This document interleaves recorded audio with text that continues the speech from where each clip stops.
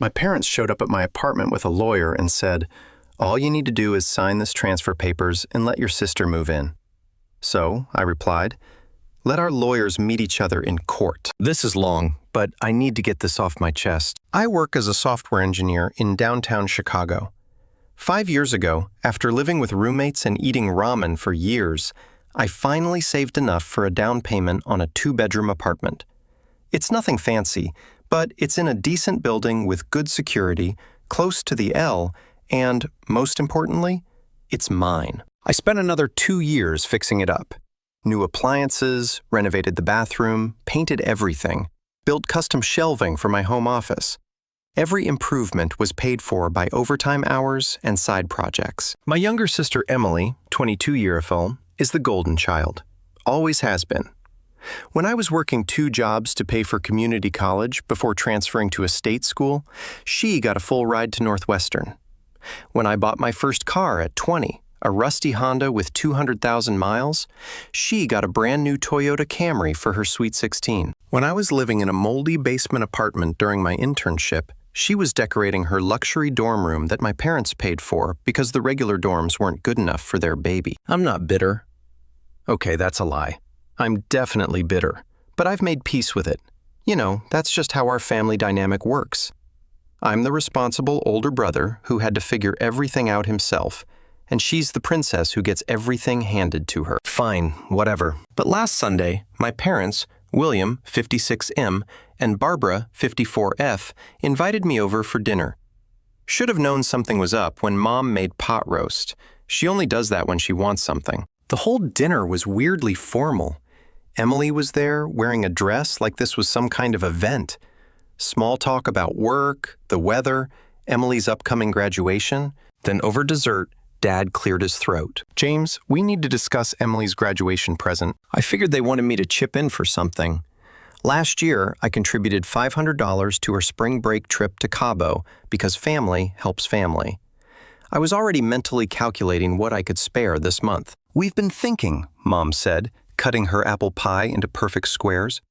"Emily is starting her adult life, and housing is so expensive these days." "Tell me about it," I laughed, thinking about my mortgage payments. "Which is why," Dad continued, "we've decided the best graduation gift would be for you to transfer ownership of your apartment to Emily." I literally choked on my pie, like actual coughing, eyes watering, the whole 9 yards. When I finally caught my breath, I managed to squeak out, "I'm sorry, what?" Mom smiled. That smile she does when she thinks she's being reasonable. "Your apartment, sweetheart. You'll sign it over to Emily. She needs a good start in life, and you're established in your career now.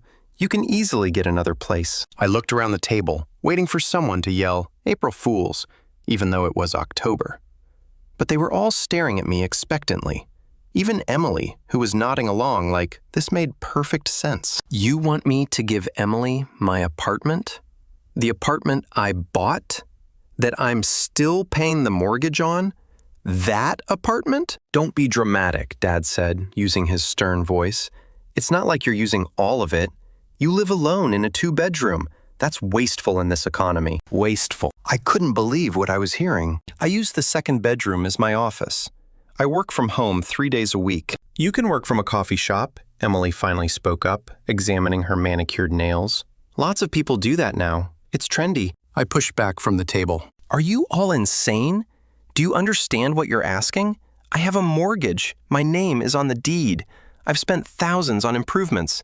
This isn't like giving her my old Xbox." Mom's face shifted to disappointment mode. "James, family helps family. When you needed a car for your internship, didn't we help? You co-signed a loan that I paid every cent of," I shot back, "and you held it over my head for 3 years. "That's different," Dad said dismissively. "We were teaching you responsibility." "Emily's graduating," Mom said, her voice rising. "She deserves to be rewarded." "With my apartment?" The conversation devolved from there. Mom started crying about how I was breaking her heart and abandoning family values. Dad accused me of being selfish and materialistic, saying I cared more about things than my sister. Emily threw in that she had student loans to pay, conveniently forgetting her full ride covered tuition, And her loans were from her living expenses in Chicago's trendiest neighborhoods. The kicker came when Mom pulled out her phone and showed me listings for studio apartments in my area. See, there are plenty of places you could move to. Some are even cheaper than your mortgage payment. Those are in Cicero, I protested, an hour from my office, and they're rentals. A little commute builds character, Dad said, the man who'd worked the same postal route for 30 years and never commuted more than 15 minutes in his life. I left. Just stood up, grabbed my coat, and walked out while they called after me. My phone started buzzing before I even reached my car. Texts from Mom about how disappointed she was. Voicemails from Dad about family duty. Even Emily chimed in with a text saying I was ruining her graduation joy. But here's the thing that really gets me. They'd clearly been planning this for a while. Mom had those apartment listings ready. Dad had talking points about property transfer between family members. Emily wasn't surprised by any of it. They'd orchestrated this whole ambush, assuming I'd just cave and hand over my biggest accomplishment because they demanded it. I've been going over this in my head for days. Am I crazy? Is there some unwritten rule where successful older siblings owe their homes to younger ones? Because I've helped Emily plenty over the years. Textbooks, moving costs, emergency cash when she overspent on spring break. But apparently, that's not enough. Now I need to literally give her the roof over my head. The worst part is I know this won't end here. They're going to make this my fault. I'm the bad guy who won't help his sister. Never mind that they could help her themselves. They own their house outright and have considerable savings. But why should they sacrifice when they can guilt me into it? I don't know what to do. I love my family, but this is insane, right? Please tell me I'm not the bad one for wanting to keep the home I worked my butt off to buy. Update 1, 2 weeks later. OMG, you guys, I thought my family had reached peak insanity with their gift us your apartment demand. I was wrong. So wrong. After my first post, I took your advice. I sent a group text clearly stating that my apartment was not and would never be Emily's graduation gift, and that the subject was closed. I suggested some actually reasonable graduation gifts I'd be happy to contribute to. First month's rent on her own place, furniture, even a cruise. You know, normal gifts. The response was immediate and brutal. Mom called me crying, saying I was crushing Emily's dreams. Dad sent a long email about how he and Mom sacrificed everything for us kids, and I was spitting in their faces. Emily posted passive-aggressive Instagram stories about fake family and people who forget where they came from. I ignored it all. Figured they'd eventually realize I wasn't budging and move on. Then Thursday happened. I was working from home when I heard familiar voices in the hallway. I peered out my peephole and saw my parents, Emily, and Margaret, my building manager, standing outside the unit 3 doors down. My blood ran cold. I opened my door just as Margaret was unlocking the vacant apartment. She smiled and waved. "Oh, James, perfect timing. Your family mentioned their apartment hunting. I'm showing them 4B, just renovated. Same layout as yours, but with the updated kitchen." My mother, that master manipulator, beamed at me. "Hi, sweetheart. We thought we'd look at different floor plans to understand what features work best for Emily's needs." I stood frozen as they toured the apartment. Emily was taking photos. Dad was asking about square footage. Mom was checking water pressure. They were acting out this whole charade, but I knew exactly what they were doing. After Margaret left, they descended on my apartment like vultures. Didn't even ask to come in, just walked past me like they owned the place. Which, apparently, they thought they soon would. Mom immediately started her comparison. "Oh, see, the updated kitchen in 4B is nice, but I prefer your backsplash, James, and your view is so much better. Emily, wouldn't you love waking up to this view?" Emily walked around my apartment like she was mentally arranging furniture. "I'd put my desk here," she mused, standing in my office. "And this would make a great walk-in closet." "I work in here," I said flatly. "Well, not after July," she replied, like it was obvious. That's when I snapped. "Get out. All of you. Now." Dad puffed up like an angry rooster. "Don't you dare speak to us that way. We're trying to have a civilized discussion about transitions." "There is no transition. This is my home, mine, that I pay for. What part of that don't you understand? The part where you're so selfish you'd rather have empty space than help your sister succeed, Mom spat, her fake sweetness gone. I physically herded them to the door. Mom called me ungrateful. Dad said I was no son of his. Emily took more pictures on her way out, saying she wanted to remember the layout for later. But wait, it gets worse. The next morning, Margaret called me. My parents had asked her some seriously concerning questions during their tour. Specifically, what's the process for transferring ownership between family members? Are there HOA restrictions on gifting units? Could they get a copy of the building's bylaws? What are the penalties for late HOA payments? Checking if I was in good standing. Could they schedule a building inspection for the new owner? Margaret, bless her professional soul, told them all such matters would require the current owner's participation and consent. She also found it odd they were asking about transferring ownership when they were supposedly just looking for a rental for Emily. James, she said carefully, I don't want to pry, but is everything okay? Your parents seemed very interested in your specific unit, not the available ones. I gave her a brief rundown, and she was horrified. She immediately noted in my file that no one except me had authority to make any decisions about my unit, and she'd informed the front desk to not give out any information about my apartment or account to anyone. But the manipulation campaign was just getting started. Within 24 hours, I was getting calls from relatives I hadn't heard from in years. Apparently, my parents had put out the word that I was hoarding resources while poor Emily was facing homelessness after graduation. Aunt Patricia called to remind me that family wealth should be shared. Cousin Jennifer texted that I was setting a bad example for her kids about generosity. Even my grandmother called, though she seemed confused about the situation. Mom had told her I owned multiple properties and was refusing to share even one with Emily. The only voice of reason was Uncle Richard, Dad's brother. He called to tell me my parents were out of their minds and to stand firm. Then he dropped this bombshell. This isn't the first time they've pulled this crap. Remember when your cousin Michael bought that boat? They tried to guilt him into giving it to your dad because he'd always dreamed of having a boat. Took months of drama before they gave up. Armed with this information, I did what any reasonable person would do. I prepared for war. Changed my locks, even though they didn't have a key. You can never be too careful. Installed a Ring doorbell. Put a security camera in my hallway facing my door. Documented every text, email, and voicemail. Consulted with a lawyer friend who confirmed that while they couldn't force a transfer, I should keep documenting everything in case they escalated. And escalate they did. Emily started posting on social media about how some people forget that their success is built on family support and how grateful people share their blessings. She posted photos of my building with captions like, "So close yet so far," and "When family lets you down," broken heart emoji. Mom switched tactics to health guilt. Suddenly, she was having stress migraines and heart palpitations from the family discord. Dad sent me an article about how adult children who don't support their families die younger. I wish I was making this up. The most infuriating part? They could easily help Emily themselves.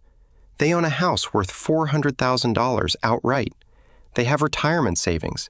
They take 2 vacations a year. But no, their retirement is sacred, while my present should be sacrificed. Yesterday was the final straw. Emily texted me that she'd already told her boyfriend's family she was getting an amazing downtown apartment as a graduation gift. And now she looks like a liar. She actually blamed me for her lie. I'm exhausted. I'm angry. I'm disappointed. But I'm not giving up my apartment. They can create all the drama they want. I'll die on this hill, in my apartment that I paid for with my money from my job. Thanks for listening to this insanity. I'll update again when they escalate further, because something tells me this isn't over. Update 2, 1 month later. I need a drink. Or therapy. Or both. Definitely both. So, remember how I said my family couldn't possibly escalate further? I was naive. So freaking naive. First, let me address the graduation situation. Emily's graduation was 2 weeks after my last update. I decided to skip it after everything that happened. I know some of you said I should go and hold my head high, but I couldn't stomach sitting there pretending we were a happy family while they plotted to steal my home. Instead, I sent Emily a graduation card with a $500 check, my original planned gift before this apartment insanity. She cashed it within 24 hours. No thank you, no acknowledgement. Just took the money and ran. Classic Emily. The family explosion was immediate. My phone looked like a Christmas tree with all the notifications. How dare you miss your only sister's graduation? You're tearing this family apart. So selfish you can't even show up for one day. My favorite was from Aunt Patricia. Your absence was noticed and spoke volumes about your character. Yeah, lady.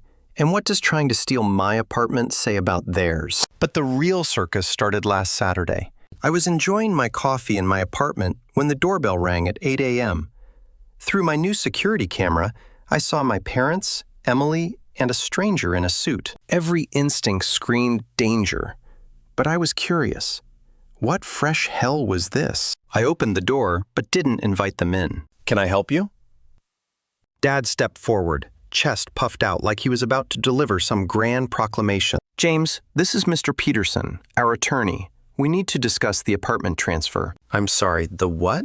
Mr. Peterson, looking like he'd rather be anywhere else, extended his hand. Mr. Thompson, I'm here to help facilitate the property transfer your parents have arranged. I didn't shake his hand. What property transfer? Mom jumped in, using her reasonable voice. Don't be difficult, James. We've had all the paperwork drawn up. All you need to do is sign, and this whole unpleasantness can be behind us. May I come in? Mr. Peterson asked. This would be better discussed sitting down. Against every screaming instinct, I let them in. I wanted to see how far they'd take this insanity. They sat in my living room, on my couch I'd saved for months to buy. And Mr. Peterson pulled out a folder. Inside were actual legal documents. Real, official-looking property transfer papers, with my name and Emily's name. As you can see, Mr. Peterson explained, clearly reading from mental notes, the transfer is straightforward. You'd be signing over full ownership to Emily Thompson with an effective date of July 1st, giving you time to make arrangements. I looked at the papers, then at him, then at my delusional family. And what makes you think I'd sign these? Mr. Peterson frowned. I was told this was a family agreement that just needed formalizing, that you'd already agreed to gift the property as a graduation present. Did they mention I've refused this multiple times? That I've explicitly said I will never give Emily my apartment? The poor man's face went through several expressions before settling on uncomfortable realization. He turned to my parents. You told me Mr. Thompson had agreed to this transfer. He will, Dad said firmly. He just needs to stop being stubborn and remember his family obligations. That's when Emily decided to drop her own bombshell. I already told my roommates I'd have a place by July. I can't go back and tell them it fell through. Do you want me to be homeless? You told people you were getting my apartment? I couldn't believe the audacity. She rolled her eyes. Mom and Dad said it was happening. Why would I think otherwise? This is so typical of you, James, always making things difficult. Mr. Peterson started packing up his papers. I think there's been a significant misunderstanding. Property transfers require willing participation from both parties. Without Mr. Thompson's consent, these documents are meaningless. Mom immediately turned on the waterworks. James, please. We're just trying to help Emily start her life. Why are you being so cruel? Because it's my apartment. I stood up. My name on the deed, my mortgage payments, my renovations, my home. What part of this aren't you getting? Dad stood up too, getting in my face. Family helps family. If you can't understand that basic principle, maybe you're not part of this family anymore. Then I guess I'm not, I said quietly. The room went silent. Even Mom stopped crying. Emily's mouth fell open. I think until that moment, they really believed I'd eventually cave. Get out, I continued. All of you. And don't come back. Dad's face turned purple. You ungrateful! Get out. They left, but not quietly. Mom wailed about her broken heart. Dad muttered about disowning me. Emily announced I was dead to her. Mr. Peterson apologized to me on his way out and handed me his card, suggesting I might want my own legal representation if they continued this behavior. That was last week. Since then, I've had a complete security system installed. I changed my locks again. Paranoid maybe, but better safe than sorry. I put up additional cameras covering all approaches to my door. I gave Margaret and building security photos of my family, with instructions. They're not allowed in without my explicit permission. I met with my own lawyer, who sent a cease and desist letter after they showed up at my workplace. Oh yeah, they showed up at my workplace. Monday morning, I'm walking into the office building, and there they are in the lobby. Security wouldn't let them up, thank God for badge access, but they caused enough of a scene that my boss asked if everything was okay. The family harassment has expanded too. I'm getting messages from relatives I haven't seen since I was 10 about how I'm destroying the family and abandoning my principles. The narrative they're spinning is that I'm a millionaire with multiple properties, refusing to help my struggling sister. The reality, that I'm a single guy with one apartment and a mortgage, doesn't fit their victim's story. The only silver lining has been Uncle Richard, who called to share more family history. Apparently, my parents have a pattern of this behavior. They tried to guilt Cousin Michael into giving Dad his boat, attempted to convince Aunt Susan to lend them her vacation cabin indefinitely, pressured Grandma to change her will to favor Emily over all other grandchildren, convinced my late Uncle Thomas to co-sign loans he ended up having to pay. They're leeches, Richard said bluntly. They find someone doing well and latch on. Stand your ground, kid. The latest development? I found out, through another cousin, that my parents are telling everyone I'm mentally unstable and being manipulated by a girlfriend, I'm single, who's turned me against family. They're actually suggesting I need an intervention for not giving away my apartment. I've started therapy to deal with all this. My therapist's eyes got wider and wider as I told the story. She actually asked if she could use it as a case study, with details changed, because it's such a textbook case of narcissistic family dynamics and financial abuse. I'm tired. I'm so tired. Part of me wants to sell the apartment just to spite them.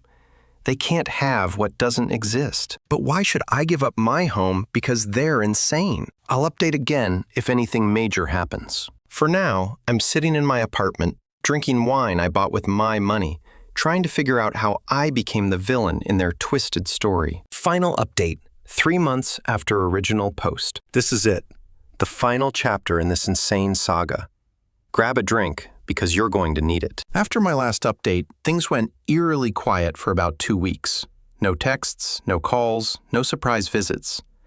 I should have known they were planning something. The calm before the storm, as they say. Then Emily called. Not a text, not through a family member. She called me directly, crying. Real tears, not the crocodile tears she'd perfected over the years. She begged me to meet her, said it was urgent and she was sorry. Against every piece of advice from my lawyer, therapist, and basic common sense, I agreed to meet her at a public cafe. Emily looked terrible. Bags under her eyes, hair unwashed, wearing sweatpants, a far cry from the polished princess I was used to. She sat down and immediately broke down. James, I'm so sorry. I'm so sorry. You were right about everything. I stayed silent, waiting for the catch. Mom and Dad, they're in trouble. Bad trouble. They're going to lose the house. And there it was, the manipulation tactic I'd been waiting for. But Emily continued, and what she said next genuinely shocked me. They took out a second mortgage like a year ago. They invested it all in some cryptocurrency scheme Uncle Dennis told them about. They lost everything. Almost $200,000. I stared at her. You're joking. She shook her head, pulling out her phone to show me screenshots of bank notices she'd found at their house. Foreclosure notices, legal notices, the works. That's why they wanted your apartment, she whispered. They figured if you gave it to me, they could move in with me, or convince me to sell it and give them the money. They told me last week when I asked why they were so obsessed with getting it. And you just went along with it? She started crying again. I know I'm horrible. I've always gotten everything I wanted from them. When they said you'd give me your apartment, I believed it. I expected it. God, James, I'm 22 years old and I expected my brother to just hand over his home because Mommy and Daddy said so. What kind of person does that make me? I didn't answer. We both knew what kind of person that made her. There's more, she continued. They've been telling the family you have investment properties, that you're some secret millionaire. Aunt Patricia thinks you own 3 buildings. Grandma thinks you're a landlord with dozens of tenants. They made up this whole narrative to justify trying to take your apartment. Why are you telling me this now? I asked. Because next week they're planning to come to your apartment with more family members. Like a lot of them. They're calling it an intervention, but really, they're hoping to pressure you into signing. Uncle Dennis is bringing his lawyer friend, who apparently knows how to expedite family transfers. They think if enough people show up, you'll cave. I felt sick. My own parents were organizing a mob to steal my home. Emily reached across the table, not quite touching my hand. I know I don't deserve anything from you. I've been a spoiled brat my whole life. But you're my brother, and this is wrong. I wanted to warn you. 2 days later, my parents showed up at my workplace again, but this time they didn't come alone. They brought Uncle Dennis, Aunt Patricia, and 3 cousins. They told security they were there for a family emergency and caused such a scene that security called the police. I had to leave a client meeting to deal with it. In the lobby of my professional workplace, in front of my colleagues, my father screamed that I was letting them become homeless while I lived in luxury. My mother collapsed dramatically, claiming chest pains. Aunt Patricia kept yelling about family values and calling me a disgrace. The police arrived and dispersed them, but the damage was done. HR called me in to discuss the situation. My boss was understanding, but made it clear this couldn't happen again. I was mortified. That night, I made a decision. I called Uncle Richard and asked for his lawyer's contact. The next day, I filed for a restraining order against my parents. I included all the documentation, the harassment, the workplace incidents, the attempted fraud with Mr. Peterson, everything. The hearing was last week. My parents showed up with their own lawyer, paid for by Uncle Dennis, I learned later. They tried to paint me as an ungrateful son who'd abandoned his family in their time of need. The judge wasn't buying it. When the judge saw the fake property transfer documents and heard about them bringing a lawyer to my home to pressure me into signing, his face went stone cold. He granted the restraining order immediately. My parents can't come within 500 feet of me, my home, or my workplace. The courtroom erupted. Mom screamed that I was killing her. Dad yelled about me. They had to be escorted out by bailiffs. It was the most embarrassing moment of my life, but also strangely liberating. The aftermath was swift, and the extended family is completely divided. Some think I went too far. Others have reached out to say they had no idea how bad things were and support me. Uncle Richard revealed that my parents have been borrowing money from various family members for years, always with sob stories and manipulation. Grandma called me directly for the first time in years. Turns out, she never thought I was a millionaire landlord. She was confused why everyone kept telling her that and was worried I'd gotten involved in something shady. And the cryptocurrency investment was apparently an obvious scam that Uncle Dennis fell for first and convinced my parents to join. They leveraged their paid-off house for a get-rich-quick scheme. As for Emily, she's been going to therapy and working 2 jobs to support herself. She sent me a long letter apologizing for her entitlement and acknowledging how messed up our family dynamics were. She's not asking for anything, not even forgiveness. She says she needs to earn her own way for once in her life. I helped her in one small way. I referred her to a friend who was looking for an entry-level marketing assistant. She got the job on her own merit. We're not close. May never be, but I can respect that she's trying to change. My parents' house was foreclosed on last month. They're living with Uncle Dennis now, apparently making his life miserable with their demands and expectations. He's already reached out to other family members, trying to rehome them. Karma is a thing, isn't it? I still have my apartment. My apartment. I've redecorated a bit, trying to reclaim the space from all the negative memories. Margaret still jokes about the family drama of the century when she sees me. My therapy is ongoing. Turns out growing up in a family where love is transactional leaves some deep scars. The restraining order stands for 2 years. I haven't heard from my parents since the hearing, though I know they're still spreading their version of events to anyone who will listen. That's fine. The people who matter know the truth. To everyone who followed this journey and offered support, thank you. Your comments helped me realize I wasn't crazy, that what they were doing was abuse, not love. To anyone dealing with similar family manipulation, please know that no is a complete sentence. You don't owe anyone your accomplishments, your home, or your future, regardless of shared DNA. I'm keeping my apartment. I'm keeping my boundaries. And for the first time in my life, I'm keeping my peace. Thank you for everything. I'm finally free.